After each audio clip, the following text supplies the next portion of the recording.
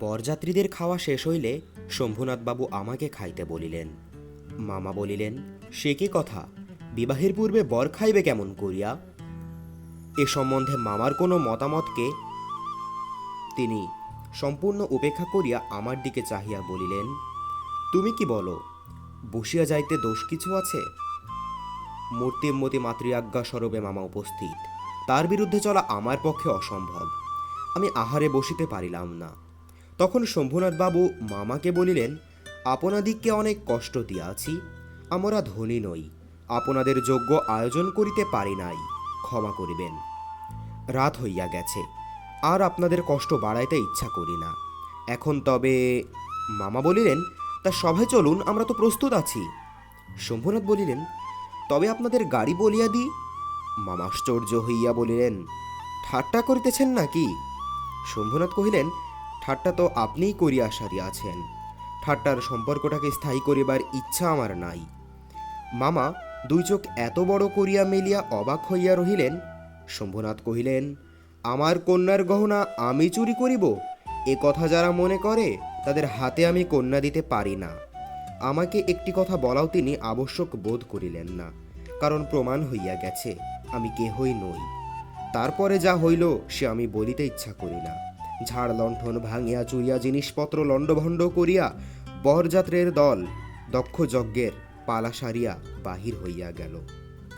বাড়ি ফিরিবার সময় band, Roston চৌকি ও কনসার্ট একসঙ্গে বাজিল না, এবং অভ্রের ঝাড়গুলো আকাশের তারার উপর আপনাদের কর্তব্যের বরাত দিয়া কোথায় যে মহার নির্বাণ লাভ করিল সন্ধান পাওয়া গেল না। বাড়ির সকলে তো রাগিয়া আগুন। কন্যার পিতার এত গুমর, কলিজে চার পোয়া হইয়া আসিল। সকলে বলিল, দেখি মেয়ের বিয়ে দেন কেমন করিয়া। কিন্তু মেয়ের বিয়ে হইবে না এ ভয় যার মনে নাই, তার শাস্তির উপায় কি?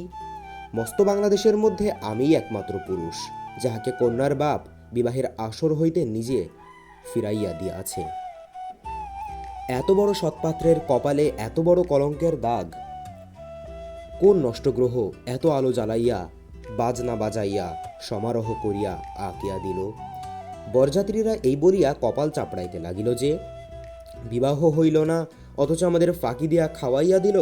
পাকযন্ত্রটাকে সমস্ত অন্নশুদ্ধ সেখানে টান মারিয়া ফেলিয়া দিয়া আসিতে পারিলে তবে আফসোস মিটিত। বিবাহের চুক্তিভঙ্গ ও মানহানির দাবিতে নালিশ করিবে বলিয়া মামা অত্যন্ত গোল করিয়া বেড়াইতে লাগিলেন। হিতৈষীরা বুঝাইয়া দিল, তাহা হইলে তামাশার যেটুকু বাকি আছে তাহা পুরা হইবে। বলা বাহুল্য, আমিও খুব রাগিয়াছিলাম।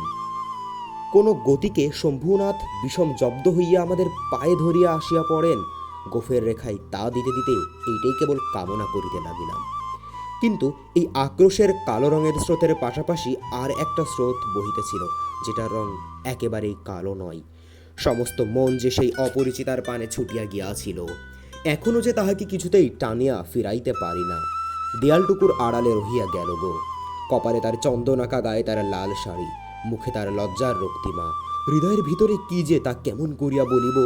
আমার কল্পলোকের কল্পলতাটি বসন্তের সমস্ত ফুলের ভার আমাকে নিবেদন করিয়া দিবার জন্য নত হইয়া পড়িয়াছিল। হাওয়া আসে, গন্ধ পাই, পাতার শব্দ শুনি, কেবল আর একটিমাত্র পা ফেলার অপেক্ষা। এমন সময়ে সেই এক পদক্ষেপের দূরত্বটুকু এক মুহূর্তে অসীম হইয়া উঠিল। এতদিন যে প্রতি সন্ধ্যায় আমি বিনোদাদার বাড়িতে গিয়া তাহাকে অস্থির করিয়া তুলিয়াছিলাম, বিনোদাদার বর্ণনার ভাষা অত্যন্ত সংকীর্ণ বলিয়াই তার প্রত্যেকটা কথাটি স্ফুলিঙ্গের মতো আমার মনের মাঝখানে আগুন জ্বালিয়া দিয়াছিল।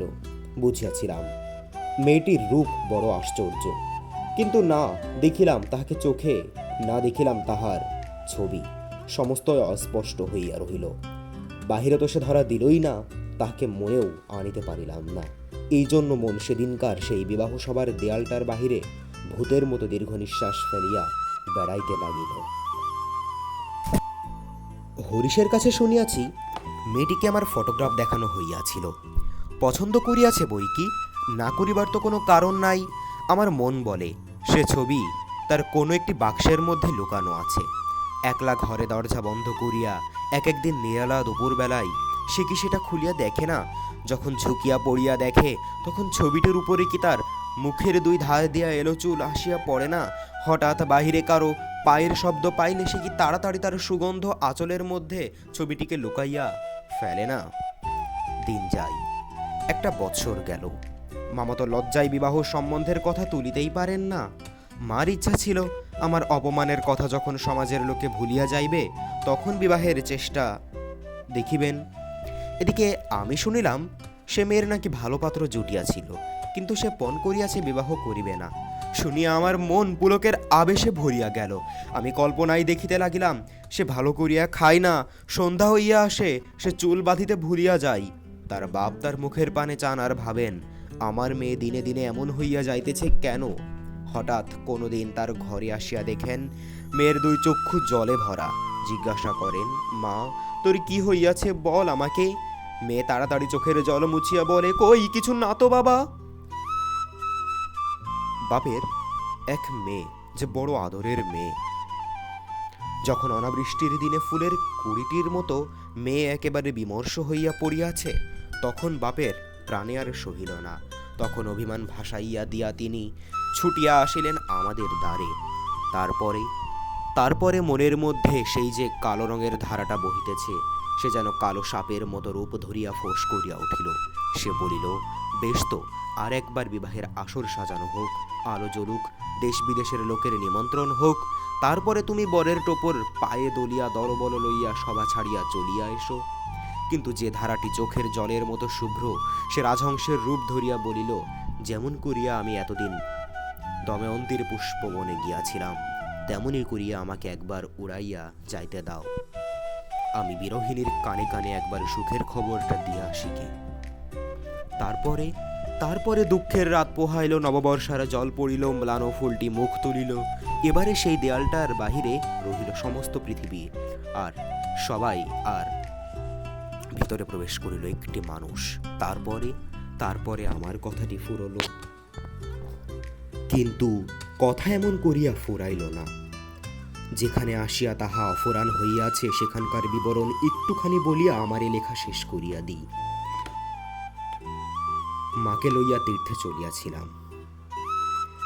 আমার উপরেই ভার ছিল, কারণ মামা এবারেও হাবড়ার পুল পার হন নাই। রেলগাড়িতে ঘুমাইতেছিলাম। ঝাঁকানি খাইতে খাইতে মাথার মধ্যে নানা প্রকার এলোমেলো স্বপ্নের ঝুমঝুমি বাজিতেছিল। হঠাৎ একটা কোন স্টেশনে জাগিয়া উঠিলাম। আলোতে অন্ধকার মেশা সেও এক স্বপ্ন। কেবল আকাশের তারাগুলি চিরপরিচিত, আর সবই জানা, অজানা, অস্পষ্ট। স্টেশনের দ্বীপ কয়টা খাড়া হইয়া দাঁড়াইয়া আলো ধরিয়া এই পৃথিবীটা যেন কত অচেনা, এবং যাহা চারিদিকে তাহা যে কতই বহুদূরে তাহাই দেখাইয়া দিতেছে। গাড়ির মধ্যে মা ঘুমাইতেছেন। আলোর নিচে সবুজ পর্দা টানা তোরঙ্গ বাক্স জিনিসপত্র সমস্তই কে কার ঘাড়ে এলোমেলো হইয়া রহিয়াছে। তাহারা যেন স্বপ্নলোকের উলট পালট আসবাব, সবুজ প্রদোষের মিটমিটে আলোতে থাকা এবং না থাকার মাঝখানে কেমন একরকম হইয়া পড়িয়া আছি।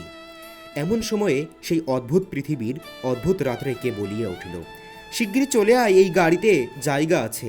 মনে হইল যেন গান শুনিলাম। বাঙালি মেয়ের গলা, বাংলা কথা যে কি মধুর, তাহা এমনই করিয়া অসময়ে অজায়গায় আচমকা শুনিলে তবেই সম্পূর্ণ বুঝিতে পারা যায়। কিন্তু এই গলাটিকে কেবলমাত্র মেয়ের গলা বলিয়া একটি শ্রেণীভুক্ত করিয়া দেওয়া চলে না। এ কেবল একটি মানুষের গলা, শুনিলেই মন বলিয়া ওঠে, এমন তো আর শুনি নাই। চিরকাল গলার স্বর আমার কাছে বড় সত্য। রূপ জিনিসটি বড় কম নয়, কিন্তু মানুষের মধ্যে যাহা অন্তরতম এবং অনির্বচনীয়, আমার মনে হয় কণ্ঠস্বর যেন তারই চেহারা। আমি তাড়াতাড়ি গাড়ির জানালা খুলিয়া বাহিরে মুখ বাড়াইয়া দিলাম। কিছুই দেখিলাম না। প্ল্যাটফর্মের অন্ধকারে দাঁড়াইয়া গার্ড তাহার এক চক্ষু লণ্ঠন নাড়িয়া দিল। গাড়ি চলিল। আমি জানালার কাছে বসিয়া রহিলাম। আমার চোখের সামনে কোনো মূর্তি ছিল না, কিন্তু হৃদয়ের মধ্যে আমি একটি হৃদয়ের রূপ দেখিতে লাগিলাম। সে যেন এই তারাময়ী রাত্রির মতো আবৃত করিয়া ধরে, কিন্তু তাহাকে ধরিতে পারা যায় না। ওগো সুর, অচেনা কণ্ঠের সুর, এক নিমেষে তুমি যে আমার চিরপরিচয়ের আসনটির উপরে আসিয়া বসিয়া আছো। কি আশ্চর্য পরিপূর্ণ তুমি! চঞ্চলকালের ক্ষুব্ধ হৃদয়ের উপরে ফুলটির মতো ফুটিয়া আছো, অথচ তার ঢেউ লাগিয়া একটি পাপড়িও টলে নাই। অপরিমেয় কোমলতায় এতটুকু দাগ পড়ে নাই। গাড়ি লোহার মৃদঙ্গে তাল দিতে দিতে চলিল। আমি মনের মধ্যে গান শুনিতে শুনিতে চলিলাম। তাহার একটি মাত্র ধোয়া, গাড়িতে জায়গা আছে। আছে কি জায়গা, আছে কি জায়গা যে পাওয়া যায় না, কেউ যে কাকেও চেনে না, অথচ সেই না চেনাটুকু যে কুয়াশা মাত্র, সে যে মায়া, সেটা ছিন্ন হইলে যে চেনার আর অন্ত নাই। ওগো সুধাময় সুর, যে হৃদয়ের অপরূপ রূপ তুমি, সে কি আমার চিরকালের চেনা নয়? জায়গা আছে, আছে, শীঘ্রই আসিতে ডাকিয়াছ, শীঘ্রই আসিয়াছি, এক নিমেষও দেরি করি নাই। রাত্রে ভালো করিয়া ঘুম হইল না। প্রায় প্রতি স্টেশনে একবার করিয়া মুখ বাড়াইয়া দেখিলাম। ভয় হইতে লাগিল, যাহাকে দেখা হইল না সে পাছে রাত্রে নামিয়া যায়। পরদিন সকালে একটা বড় স্টেশনে গাড়ি বদল করিতে হইবে। আমাদের ফার্স্ট ক্লাসের টিকিট, মনে আশা ছিল ভিড় হইবে না। নামিয়া দেখি প্ল্যাটফর্মে সাহেবদের আটদালি দল জিনিসপত্র লইয়া গাড়ির জন্য অপেক্ষা করিতেছে। কোনো এক ফৌজের বড় জেনারেল সাহেব ভ্রমণে বাহির হইয়াছেন। 2-3 মিনিট পরেই গাড়ি আসিল। বুঝিলাম ফার্স্ট ক্লাসের আশা ত্যাগ করিতে হইবে। মাকে লইয়া কোন গাড়িতে উঠি সে এক বিষম ভাবনায় পড়িলাম। সব গাড়িতেই ভিড়। দাঁড়ে দাঁড়িয়ে উকি মারিয়া বেড়াইতে লাগিলাম। এমন সময়ে সেকেন্ড ক্লাসের গাড়ি হইতে একটি মেয়ে আমার মাকে লক্ষ্য করিয়া বলিলেন, আপনারা আমাদের গাড়িতে আসুন না, এখানে জায়গা আছে। আমি তো চমকিয়া উঠিলাম। সেই আশ্চর্য মধুর কণ্ঠ এবং সেই গানেরই ধোয়া। জায়গা আছে। ক্ষণমাত্র বিলম্ব না করিয়া মাকে লইয়া গাড়িতে উঠিয়া পড়িলাম। জিনিসপত্র তুলিবার প্রায় সময় ছিল না। আমার মতো অক্ষম দুনিয়ায় নাই। সেই মেয়েটি কুলিদের হাত হইতে তাড়াতাড়ি চলতে গাড়িতে আমাদের বিছানাপত্র টানিয়া লইল। আমার একটা ফটোগ্রাফ তুলিবার ক্যামেরা স্টেশনেই পড়িয়া রইল। গ্রাহ্যই করিলাম না। তারপরে কি লিখিব জানি না। আমার মনের মধ্যে একটি অখণ্ড আনন্দের ছবি আছে। তাহাকে কোথায় শুরু করিব, কোথায় শেষ করিব, বসিয়া বসিয়া বাক্যের পর বাক্য যোজন করিতে ইচ্ছা করে না। এবার সেই সুরটিকে চোখে দেখিলাম। কখনো তাহাকে সুর বলিয়াই মনে হইল। মায়ের মুখের দিকে চাহিলাম, দেখিলাম তার চোখে পলক পড়িতেছে না। মেয়েটির বয়স 16 কি 17 হইবে, কিন্তু নবযৌবন ইহার দেহে মনে কোথাও যেন একটু চাপা ভার চাপাইয়া দেয় নাই। ইহার গতি সহজ, দীপ্তি নির্মল, সৌন্দর্যের সুচিতা অপূর্ব। ইহার কোনো জায়গায় কিছু জরিমা নাই। আমি দেখিতেছি, বিস্তারিত করিয়া কিছু বলা আমার পক্ষে অসম্ভব। এমনকি সে যে কি রঙের কাপড় কেমন করিয়া পরিয়াছিল তাহাও ঠিক করে বলিতে পারিব না। এটা খুব সত্য যে তার বেশভূষায় এমন কিছুই ছিল না যেটা তাহাকে ছাড়াইয়া বিশেষ করিয়া চোখে পড়িতে পারে। সে নিজের চারিদিকের সকলের চেয়ে অধিক রজনীগন্ধার শুভ্র মঞ্জুরির মতো সরল বৃন্তটির উপর দাঁড়াইয়া যে গাছে ফুটিয়াছে সে গাছকে একেবারে অতিক্রম করিয়া উঠিয়াছে। সঙ্গে 2-3টা ছোট ছোট মেয়ে ছিল। তাহাদিগকে লইয়া হাসি এবং কথার আর অন্ত ছিল না। আমি হাতে একখানা বই লইয়া সেদিকে কান পাতিয়া রাখিয়াছিলাম। যেটুকু কানে আসিতেছিল সে তো সমস্তই ছেলে মানুষের সঙ্গেই ছেলে মানুষই কথা। তাহার বিশেষত্ব এই যে তাহার মধ্যে বয়সের তফাৎ কিছুমাত্র ছিল না। ছোটদের সঙ্গে সে অনায়াসে এবং আনন্দে ছোট হইয়া গিয়াছিল। সঙ্গে কতকগুলি ছবিওয়ালা ছেলেদের গল্পের বই তাহারই। কোনো একটা বিশেষ গল্প শোনাইবার জন্য মেয়েরা তাহাকে ধরিয়া পড়িল। এ গল্প নিশ্চয়ই তারা 20-25 বার শুনিয়াছে। মেয়েদের কেন যে এত আগ্রহ তাহা বুঝিলাম।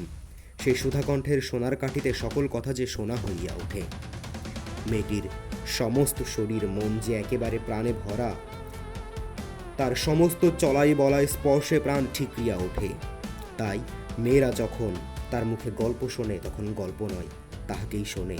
তাহাদের হৃদয়ের উপর প্রাণের ঝর্ণা ঝরিয়া পড়ে। তার সেই উদ্ভাসিত প্রাণ আমার সেদিনকার সমস্ত সূর্য কিরণকে সজীব করিয়া তুলিল। আমার মনে হইল আমাকে যে প্রকৃতি তাহার আকাশ দিয়া বেষ্টন করিয়াছে সে ওই তরুণীরই অক্লান্ত অম্লান প্রাণের বিশ্বব্যাপী বিস্তার।